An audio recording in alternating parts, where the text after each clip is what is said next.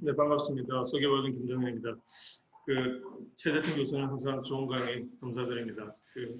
에콜로지컬 턴을 강조 말씀해 주신 건데 엄청나게 큰 담론, 저희들한테 시사하는 바가 크다고 생각을 합니다. 제가 말씀드릴 내용은 그냥 기존의 과학입니다. 큰 담론까지는 못 가고 기존의 과학에서 지금 이 팬데믹을 어떻게 이해를 하고 있느냐라고 하는 문제에 대해서 사실은 뭐 많이 아실 거라는 생각이 들고요. 저희 제가 의학 또는 공중보건의 관점에서 이 문제에 대한 이해와 또 전망을 어떻게 하느냐, 그리고 김호 교수님께서 이 기후 변화 학회에 불러주셔서 아주 단편적이나마 이 팬데믹하고 클라이밋 체인지하고 좀 공부할 수 있는 기회를 가졌습니다. 목차는 간단합니다. 왜 위기인가? 이 위기의 성격이 뭘까? 어떻게 이겨낼 수 있나? 라고 하는 내용이 되고요. 굉장히 불확실성의 시대로 접어들고 있는 것 같습니다. 마스크를 안 써도 된다고 했다가 미국 CDC나 WHO에서 또 써야 된다고 했다가 백신이 개발되면 다 될 것처럼 하는데 변이의 가능성이 있다고 얘기를 하고 자꾸 어떤 언설턴티가 생겨나고 있는데 근데 상대적으로 확실한 건 두 가지는 2차 대유행이 올 것 같다. WHO는 가을 겨울까지 안 가고 곧 올 수 있다라고 이제 경고를 하고 있고요. 그리고 올해 안으로는 백신이나 치료제가 없을 것이다. 그러니까 내년에 어떻게 되느냐는 언설턴한 거고 올해는 없을 거라고 하는 건 설턴한 상황이다. 그래서 올해는 지금 우리가 해왔던 것처럼 방역과 관련한 방역 대비 대응으로 견뎌내야 된다, 버텨내야 된다라고 하는 사실이겠습니다. 공중보건 위기라고 하는 것은 Public Health Crisis, Public Health Emergency는 통상의 자원으로 관리할 수 없는 상황을 말하는 겁니다. 그래서 통상적인 상황을 넘어섰을 때 어떻게 대비하느냐의 내용이 이제 공중보건 위기의 대비, preparedness, 대응, response의 전제가 됩니다. 그래서 항상 이 위기 상황에 대해서 우리가 이렇게 해왔는데 라는 생각을 벗어나야지 가능한 대비 대응이 나올 수 있다고 하는 겁니다. 지금 뭐 한 일주일 전에 6월 22일이면 3, 4일 전인데 900만 명 환자고 한 50만 명 가까이가 사망한 걸로 되어 있고 머지않아서 감염자 숫자는 1000만 명을 넘어설 것 같습니다. 물론 증상이 드러나지 않고 디텍터 되지 않은 환자 수가 얼마인지는 아직 모르고 있는 것이고요. 우리나라는 이제 이런 상황이고요. 우리나라 항상 공중보건 위기는 4단계를 거친다고 노멀 사이언스에서 얘기를 하고 있습니다. 예방, 대비, 대응, 회복의 단계인데 노멀 바이러스니까 뭐 예방은 할 수가 없었고요. 이제 대비를 하고 있고 했었고요. 그 다음에 대응도 하고 있습니다. 회복은 지금도 이제 우리가 해야 되는 단계가 되겠는데 우리나라에서는 이런 보건의료 대응에 있어서는 테스트 키트를 빨리 준비했다라고 하는 게 아주 탁월한 이번에 우리의 임팩트를 미니마이즈 할 수 있는데 굉장히 탁월했다라고 하면 대구, 경북에서의 서지는 자칫하면 시스템 페일리어까지 우리 보건의료 체계가 붕괴되고 지역 상황에서 보면 붕괴 위험까지도 갈 수가 있었는데 이 부분은 사실 한 2, 3주 전에 강주 21세기 병원에서 비슷한 상황이 있었습니다. 지역 의료 보건 체계가 취약하다라고 하는 워닝 사인이 있었는데 그걸 제대로 그 부분에 대한 걸 대비를 못했다라고 하는 면이 있습니다. 네. 이게 지금 전체적인 코로나 환자의 이제 증가되는 양상을 보여주고 있는데요. 이게 안 되나? 지금 아직까지 2차 피크를 얘기를 하는데 2차 피크를 얘기를 하고 있는데 아직 1차 피크로 지나가지 않은 것 같다. 이런 얘기를 계속 좀 증가하고 있는 양상을 보여주고 있고 뭐 여러 나라의 이제 신규 환자 추세가 되겠습니다. 우리나라가 쭉 떨어졌다가 다시 약간씩 지금 이게 이제 로그 스케일로 표현했을 때 약간씩 좀 퉁퉁퉁거리고 있는 상황이고요. 타이완 같은 나라가 아주 보기 좋게 이게 다운이 됐고 이런 상황입니다. 자, 이거는 이제 데스톨입니다. 사망자 숫자만 갖고 본 것인데 초기에는 유럽이나 미국이 대부분의 사망자를 차지를 하다가 최근에 이제 남미, 멕시코, 남미 그리고 여기 인디아 이쪽에서 사망자 차지하는 포션이 굉장히 증가하고 있습니다. 그러니까 이제 북반구에서 남반구 쪽으로 이제 이게 내려가고 있는 양상을 보여주고 있고요. 이건 보통 이제 어떤 뭐 바이러스나 감염병에 의한 건강 피해를 나타내는 지표로 우리가 치명률, 감염돼서 증상이 나타난 사람 중에서 몇 사람이 사망했느냐, 치명률 또는 치사율로 평가를 하고 있는데, 뭐 굉장히 큰 변동을 하고 있습니다. 초기에는 이렇게 뭐 0.1%까지 보이던 나라들이 이렇게 쭉 증가해서 이태리는 뭐 이 정도로 나타내고 있고요. 전 세계적으로 한 6% 정도. 한때 우리나라보다 낮아서 우리나라와 더불어서 성공 사례로 꼽히던 독일이 지금 한 4, 5%까지 지금 치명률이 올라가고 있고요. 우리나라는 한 2.23%에서 안정적이라는 표현이 적절한지 모르겠지만 이런 정도의 치명률을 보여주고 있습니다. 근데 이제 치명률이라고 하는 거는 이제 어느 나라의 그 헬스케어 시스템 하에서 진단된 사람들 중에서 얼마가 사망했느냐라고 하는 거기 때문에 헬스케어 시스템에서 파악하지 못한 undetected 케이스까지 분모로 깔게 돼서 보안 지표를 infection fatality rate라고 얘기를 합니다. 이거는 지역사회에서 항체 검사를 해서 뭐 지역 주민의 10%가 걸려있더라 또는 20%가 걸려있더라 라고 하게 되면 그거를 분모에 반영을 해서 계산을 하게 되는 겁니다. 그렇게 해서 보면은 그러니까 실제로 감염된 사람, 그러니까 심톰이 있어서 어드미티드 케이스가 아니라 실제로 지역사회에서 감염된 사람을 기준으로 해서 보면은 이렇게 조금 전에 보여드렸던 케이스 페이탈리티 레이트하고 좀 차이가 나서 많이 떨어집니다. 한 1% 여러 나라들이 이런 양상이고요. 그 다음에 이제 또 다른 지표가 이렇게 케이스를 분모로 뭐 입원했던 뭐 항체가 양성이 나와서 감염된 것을 사후적으로 확인을 하든 케이스에 대한 확인은 굉장히 베리어블 할 수밖에 없다.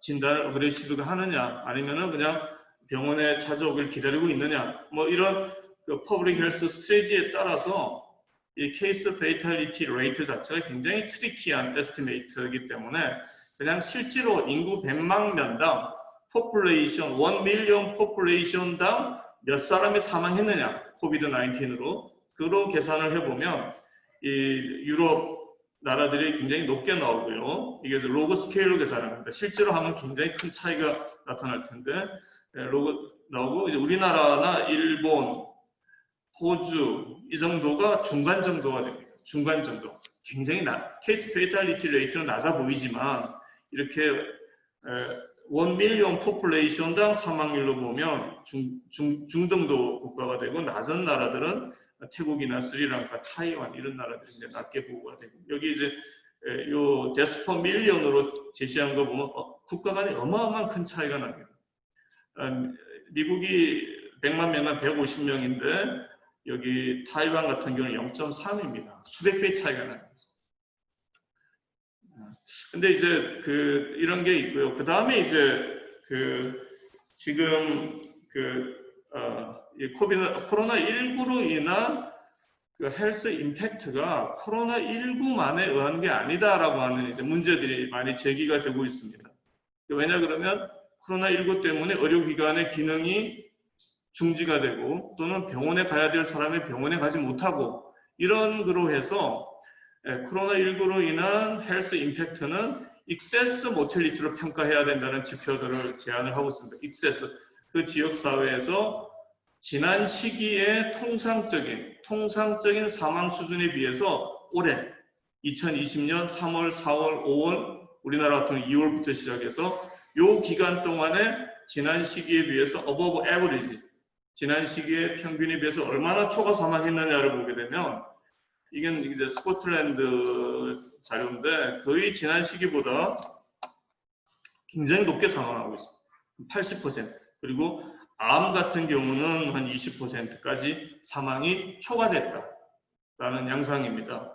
이건 이제 미국 뉴욕의 자료인데 전체 초과 사망자의 한 70%는 코로나로 의한 거지만 나머지는 이게 초과 사망입니다. 초과 사망. 그러니까 다른 원인으로 인한 사망도 급증하고 있다. 우리나라의 통계청 자료도 보면 지난 2월, 3월 같은 경우에 대구, 경북 지역이 지난 시기, 작년이나 아니면 지난 5년의 평균에 비해서 뭐 7에서 한 10% 정도 익세스 모틸리티가 보고가 되고 있습니다. 그러니까 정상적인 의료 시스템이 작동이 안 되기 때문에 초과 사망이 발생을 하는 겁니다. 코로나만 들여다보고 있었는데 엉뚱한 데서 지금 사망자가 더 많이 생겨나고 있는 그런 상황이 됩니다. 이게 이제 거의 여러 나라에서 이런 자료들을 내고 있습니다. 익세스 모틸리티가 어떻게 지금 생겨나고 있는지를 보여주고 있는 거고, 이건 유럽에서는 이런 식으로 매주마다 이걸 트래킹을 하고 있습니다.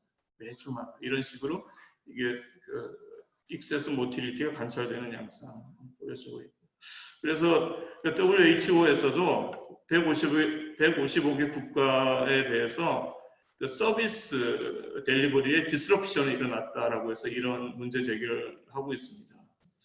그래서 이게 위기는 분명합니다. 위기는 분명. Perfect crisis with a huge impact. 어마어마한, 아직까지도 이 끝을 알 수 없는, 이게 초반 분지, 중반 분지, 알 수 없는 어마어마한 퍼펙트 크라이시스 상태로 우리가 들어가고 있다라고 할 수가 있을 것 같아요. 이 외에도 지금은 이제 그 데스 톨만 갖고 중심으로 말씀드렸지만 이와 연관된 여러 가지 지표들도 이 퍼펙트 크라이시스를 이제 얘기를 한다고 할 수가 있고요. 위기의 성격은 이건 낸시 크리그라고 하버드 보건대학원의 사회역학자인데 이게 코비드-19 팬데믹이 그 건강 불평등의 문제를 너무나 잘 드러내고 있다라고 얘기를 하고 있습니다. 그래서 이게 밀집된 환경, 그리고 이렇게 서로 촘촘히 붙어서 일을 하는 환경, 그리고 스테이 홈을 할 수 없는 사람들, 먹기 살기 위해서 일을 하러 가야 되는 사람들, 그리고 대중교통을 이용해야 되는 사람들, 이런 데서 이 집단 발병이 많이 일어나고 있다는 겁니다. 우리나라도 콜센터, 요양병원 등등, 물론 나이트클럽도 있긴 했지만 많은 시설 집단 감염이 이와 같은 헬스 이퀴티 차원에서 볼 때 발생할 수밖에 없는 시스테믹한 상황, 환경이 놓여 있다라고 하는 것을 알 수가 있습니다. 그리고 여기에 에어 폴루션도 이분이 이제 얘기를 했습니다. 에어 폴루션이 높은 지역에서 발생이 많이 한다라고 얘기를 했고요. 특히 이제 미국에서 자료인데 백인에 비해서 흑인이 4배 정도 더 많이 사망하고요. 그러니까 이게 이런 뭐 인디안들, 차이니스 이런 지표들이 나옵니다. 미국에서. 그래서 뭐 흔히 그냥 트럼프가 왜 관심을 안 기울이냐? 백인이 많이 사망하지 않는다는 사실을 알았기 때문에 이제는 자기네 none of my business가 된 거 아니냐, 이런 이제 얘기도 나오고 있는 거고요. 그 다음에 이제 직종별로 보면 이런 그 매뉴얼한 워커들이 가장 많이 사망하고 프로페셔널이 가장 적게 사망합니다. 한 4배 이상 차이가, 5배 정도, 4배 이상 차이가 나는데, 이거는 이 그래프는 제가 역학 공부를 처음 시작했을 때 영국에 100년 전에 19세기 말에 영국의 클래스에 따른 사망률 그래프하고 똑같은 양상입니다. 100년 전하고 100년이 지난 지금하고 이 양상은 변하지가 않았다는 얘기입니다. 네, 이것도 이거는 이제 지역 간 격차를 보여주고 있는 거고, 소득 수준에 따라서 사망률이 어마어마하게 큰 차이가 난다라고 하는 것입니다. 이거 이제 미국의 vulnerability index라고 하는 걸 개발을 해서 이제 보면은 이게 미국의 이제 지역 간의 이런 분포 양상을 보여주고 있는 걸 알 수가 있습니다.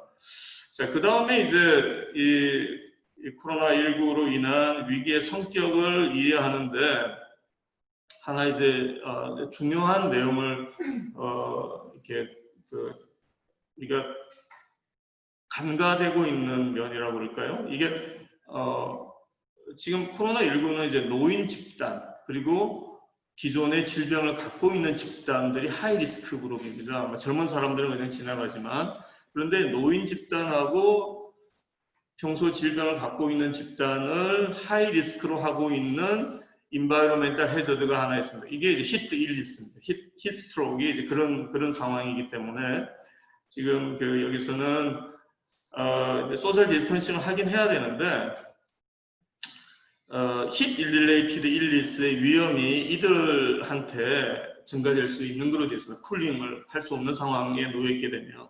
그래서 이 두 가지 위기가 코로나19로 인한 위기하고 히트 릴레이티드 일리스가 동시적으로 올 수가 있다. 그래서 이 부분에 대한 적절한 대응이 굉장히 시급하게 요구되고 있다라고 얘기를 하고 있습니다. 지금 우리나라도 다행히 오늘은 좀 선선하지만 지난 주말에도 굉장히 더운 여름을 예측을 할 수가 있는 상황이어서 과연 이 더운 상황이랑 지금 코로나19라는 상황은 이게 오버래핑되는 리스크를 만들어낼 수 있다라고 얘기를 할 수가 있고요. 그 다음에 이거는 하버드 쪽에서 최근에 나온 논문인데 대기 오염하고 모틸리티가 이렇게 리니어한 관련성이 있다라고 PM 2.5가 1 마이크로그램 증가를 하게 되면 8%의 사망률 증가를 3천여 개 카운티 자료로 분석을 해서 레포트를 하고 있습니다. 다른 요인에 의한 영향을 보정을 하더라도 그렇다라는 거고요. 그 다음에 근데 이거는 하나의 위기로서 다가오는데, 이런 CO2 배출량이죠. CO2 배출량이 어마어마하게 감소가 되고 있다는 겁니다. 이게.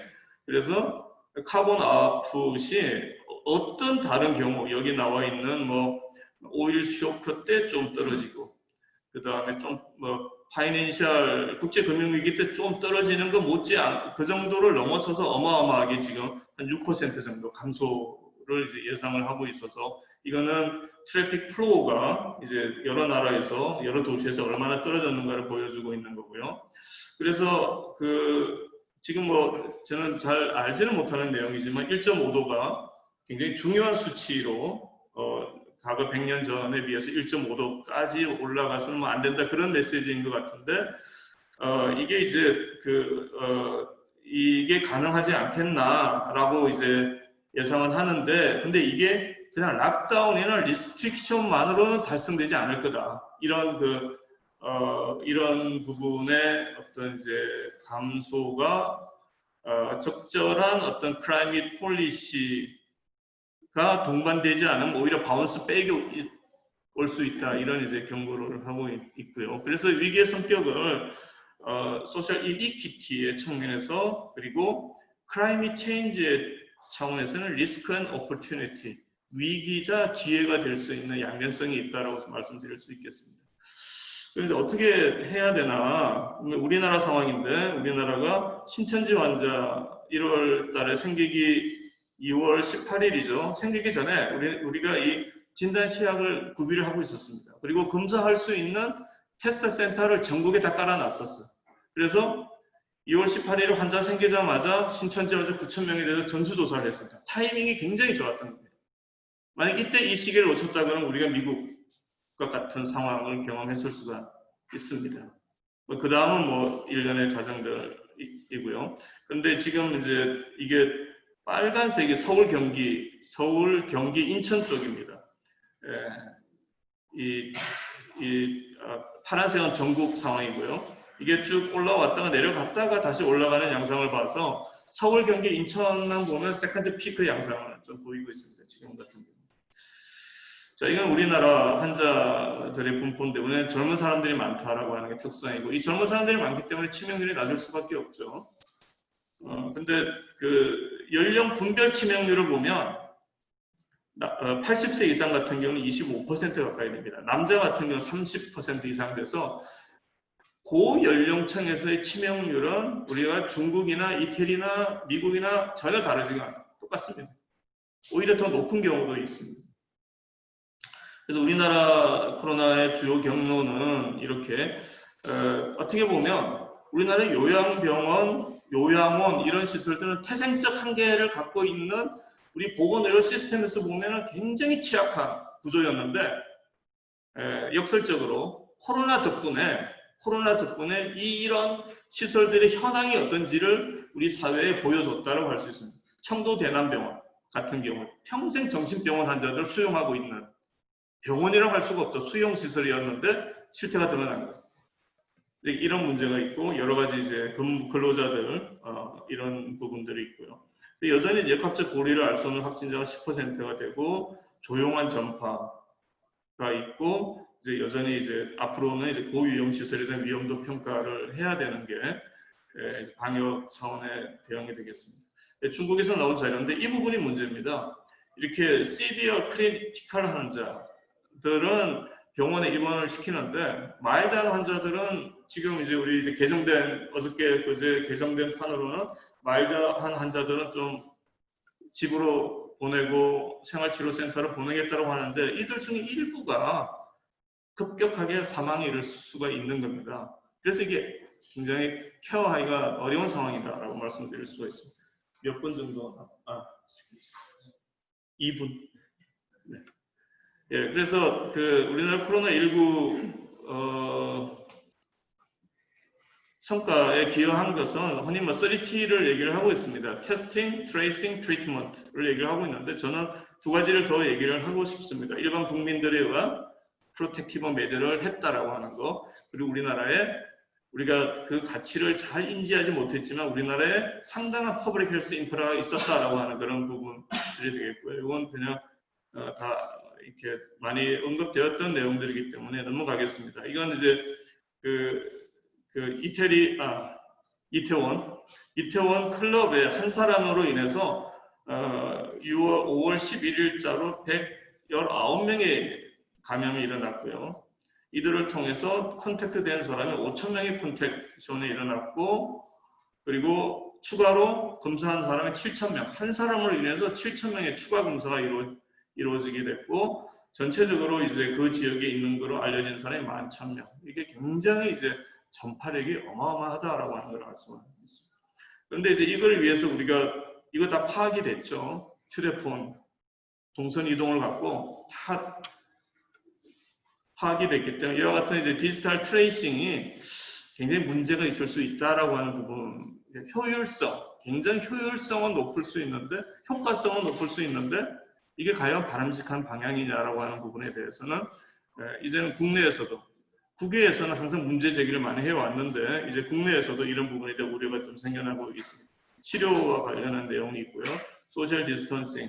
그러니까 소셜 디스턴싱 관련해서 우리나라는 중국이나 유럽이나 미국에서 했었던 것처럼 하시한 락다운을 하지 않았습니다. 그냥 우리는 불편했지만 할 거 다 했죠. 소프트한 락다운을 한 겁니다. 그래서 이와 같은 나라들, 소프트한 락다운을 한 나라들이 오히려 2차 피크에 인한 데미지를 더 많이 받지 않겠느냐라고 하는 워닝이 나오고 있는 상황입니다. 소셜 디스턴싱을 이렇게 줄이게 되면 잘하게 된 임팩트가 줄어든다는 거고요. 공중보건 인프라에 대한 얘기, 여전히 언설턴한 상황이 많습니다. 이런 부분에 대해서 지역사회, 얼마 전에 지역사회에 확진 안 된 사람이 10명 더 있을 거라고 했는데 실제로는 50배 더 있을 수도 있는 상황이고요. 궁극적인 목적은 종식이 아니라 낮추는 겁니다. 길게 가야 돼요. 지금처럼 길게 가는 거는 어떻게 보면 당연한 결과다. 우리가 예상한 결과라고 볼 수가 있고요. 스페인 플루가 이렇게 됐습니다. 처음에 왔다가 세컨드 피크가 5배 이상 높은 사망률을 보여줬고요. 근데 이런 그 퍼블릭 헬스 크라이시스 때는 모든 수단을 다 동원을 해야 된다. 모든 수단에 대한 동원이 필요하고, 문제는 이렇게 이 코로나19가 메디컬 이슈만 있는 게 아니라 퍼블릭 헬스 이슈, 소셜 이슈가 굉장히 엉켜 있기 때문에 우리가 공중보건 차원의 대응은 이 모든 이슈들에 대한 종합적인 대응 전략이 필요하다라고 말씀드릴 수가 있고, 나름 한 8가지로 이제 정리를 해봤는데 하나하나 다 설명드릴 수는 없을 것 같고요. 그렇습니다. 그래서 이건 우리나라의 문제고, 그냥 이제 시간이 좀 다 돼서 이 부분만 말씀드리겠습니다. 우리나라의 그 코비드 19에 대한 상황은 굉장히 이제 잘하는 걸로 평가가 되고 있습니다. 이렇게 지금 전 세계가 동시에 같은 문제로 부딪혔기 때문에 이들 나라들의 그 대응 역량에 대한 평가를 이렇게 하고 있습니다. 뭐 쿼런틴을 잘했느냐, 뭐 정부는 어땠느냐, 모니터링은 잘했느냐, 이런 거를 갖고 점수를 매겨가지고 전체를 했는데 지금까지는 굉장히 상위권에 위치하고 있습니다. 그런데 이게 언제까지 갈 거냐라고 하는 부분에 대한 우려가 있고요. 이제 한편으로 이제 WHO에서 이게 이제 서프라이 체인의 문제를 일으킬 수가 있다는 겁니다. 백신은 개발될 수도 있습니다. 근데 그 백신을 놔줄 실린지 60만 개를 어떻게 갖고 갈 거냐? 어디서 생산해낼 거냐? 이건 또 다른 문제거든요. 그래서 이런 부분에 대한 이제 코디네이션이 필요하다라고 이제, 왜냐 그러면 이와 같은 걸 WHO가 많은 비판을 받았지만 이와 같은 코디네이션을 할 수 있는 대체 가능한 국제 조직이 없습니다, 지금. 예. 그래서 이런 이제 그 코비드 19에 대해서 이제 솔리데리티에 대한 얘기가 불가피하다. 그래서 이것은 뭐 근세사에 우리 인류의 굉장히 큰 도전인데, 결국은 이제 우리 의학 영역에 있어서는 뭐 솔리데리티 크라이테리아, 솔리데리티 리스폰스 펀드 같은 걸 조성을 해서 지금 대응을 하려고 하고 있고요. 그래서 이겨낼 수 있는 방법은 결국은 솔리데리티의 문제인데, 이 솔리데리티를 강조하는 것은 뭐 일찍이 이제 유발 하라리가 우리가 앞으로 이 문제를 해결하기 위해서 토탈리테리안 서베일런스 시스템을 갈 거냐, 그렇게 하지 말고 어떤 시민 참여에 의한 글로벌 솔리데리티, 글로벌 어떤 전 세계적인 협력, 연대를 통해서 문제를 해결하자라고 얘기를 한 바가 있습니다. 네, 이상입니다.